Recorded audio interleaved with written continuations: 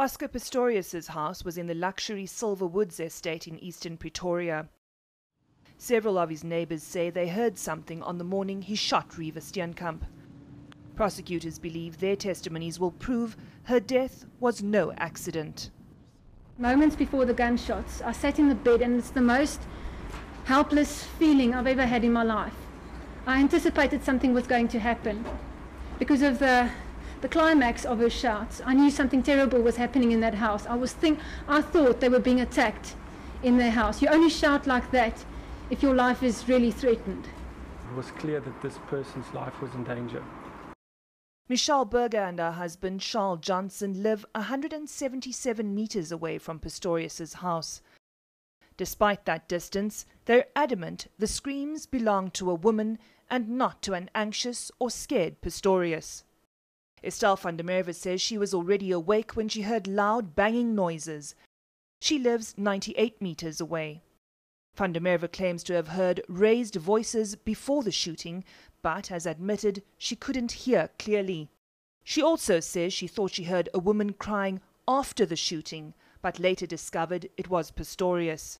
Radiologist Dr. Johan Stipp and his wife Annette live 72 meters from Pistorius' home. Stipp says he was woken by several loud bangs.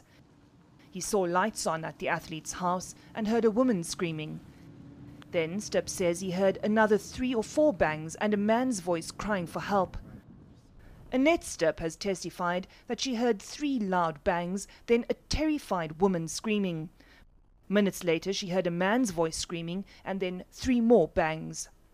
The defense called witnesses who live much closer to Pistorius. Michael Nhlangetwa lives next door. He didn't hear any shots, but his wife eNCA heard a bang.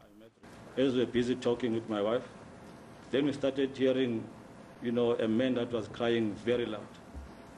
It was sort of, we went into that shock mode to say, but then something is wrong. The neighbours across the road also didn't hear any gunshots, only the sounds of a man crying. The crying was like,